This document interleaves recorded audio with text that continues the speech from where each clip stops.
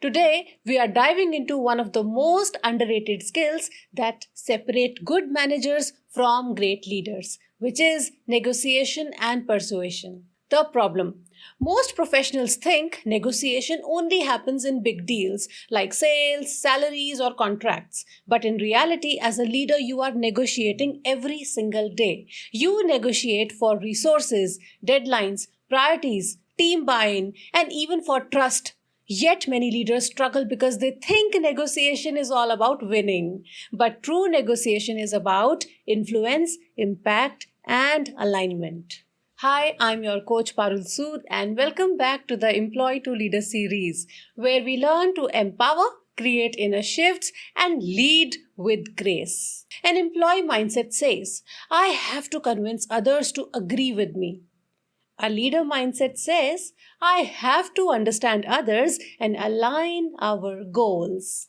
That is the difference between forcing agreement and building commitment. When Satya Nadella became CEO of Microsoft, the company had a reputation of being the aggressive and internally competitive. Teams competed against each other instead of working together. Nadella realized that the old negotiation style, I win, you lose, was hurting innovation. So he brought empathy into negotiation.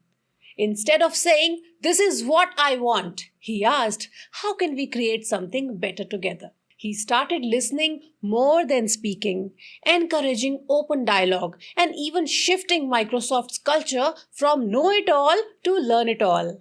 The result: cross-functional collaboration increased. Partnership with competitors like Apple and Google were strengthened, and Microsoft's value tripled in a few years. That's persuasion through understanding, but not dominance. Here's a key technique: the win framework. Whenever you are in negotiation, always remember this framework. W. What matters the most? Clarify what you really want. Is it approval, support, resources, or long-term trust? Example: if you are asking for a bigger budget, your real goal might be better project outcomes, not just more money. I.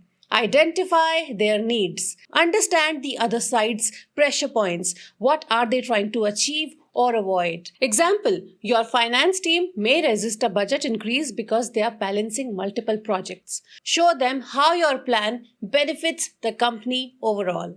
N. Negotiate for win-win. Look for common ground. Instead of saying I need, say we can. That language shift from I to we transforms your negotiation energy instantly. When Indra Nooyi was a CEO of PepsiCo, she wanted to shift focus from junk food to healthier products. Her board was not convinced. They were worried about losing market share. So instead of arguing, she used strategic persuasion. She presented clear data showing global health trends, customer demand for nutrition-based snacks, and long-term risk of sticking with sugar-heavy products. Then she said, if we want to grow for the next decade, we must evolve today. She appealed not just to logic, but to vision and shared purpose. The result: the board agreed, and that decision turned PepsiCo into one of the first major companies to embrace health-conscious innovation. Common mistakes leaders make in negotiation: talking too much, listening too little. Leaders often assume they have to sell their point, but negotiation begins with understanding. Emotional reactivity. When someone disagrees, many take it personally, but resistance is a part of process, not an attack. Thinking short term. Winning a single negotiation is not success if you damage trust.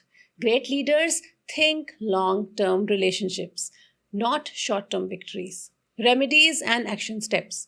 Prepare, do not perform. Go into every negotiation with data, but also with empathy. Use silence strategically. After you make a point, pause. Silence makes others think and often lead them to agree. Frame your ideas. Share benefit. Instead of saying, I need this, try, this investment will help us deliver better. Acknowledge their viewpoint. When people feel heard, they become open to hearing. Build credibility over time. Persuasion works best when people trust your judgment, and trust is built by consistency, not clever words. Real world reflection. Think about your last meeting. Did you try to convince someone or did you connect with them? When you shift from persuasion as pressure to persuasion as partnership, you gain influence without force. So remember, leadership is not about having power over people. It is about having influence with people. Negotiation is not a battlefield. It is a bridge. And persuasion is not about changing minds. It's about aligning hearts and goals. I am your coach Parul Sood, and this was your Employee to Leader Shift for today. If this message resonated with you, do not forget to like, subscribe, and share it with someone who wants to lead with grace and impact. See you in the next episode.